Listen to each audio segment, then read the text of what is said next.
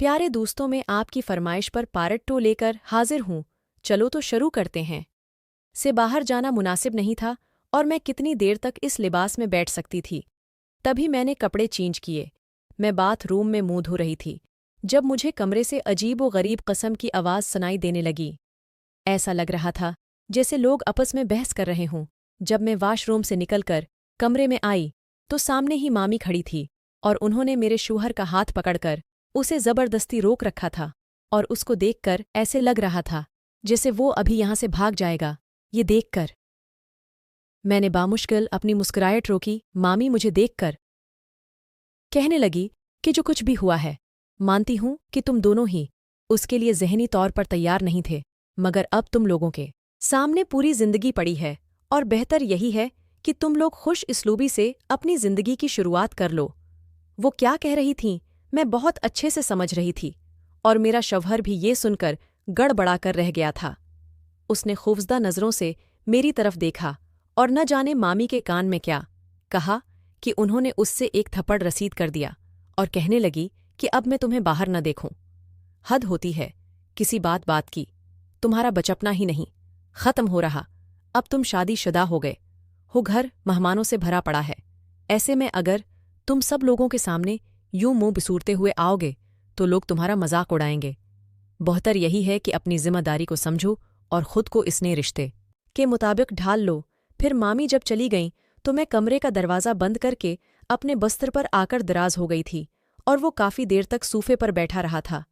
मैं उसे देखती रही और दिल ही दिल में महफूज हो रही थी।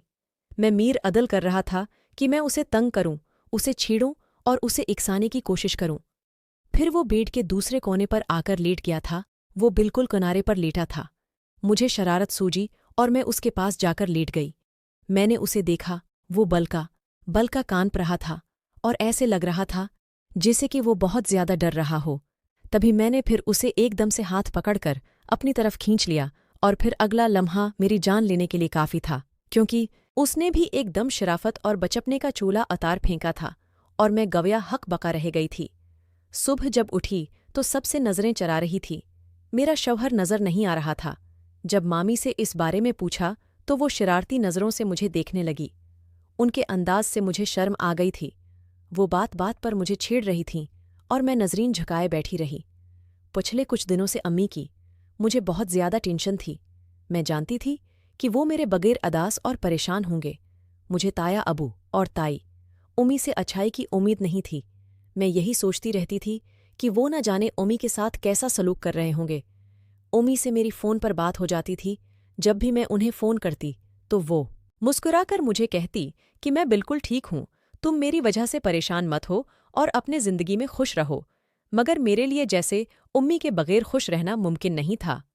तभी एक दिन जब मैं उम्मी से बात कर रही थी तो अम्मी ने बात करते करते फ़ोन रख दिया और फिर थोड़ी देर के बाद फ़ोन करके घबराई हुई आवाज़ में कहने लगी कि प्यारे नाज़रीन, अगर आप इस कहानी को मज़ीद सुनना चाहते हैं तो मेरे चैनल को सब्सक्राइब कर लें ताकि आपको मज़ीद ये कहानी सुनने को मिल सके।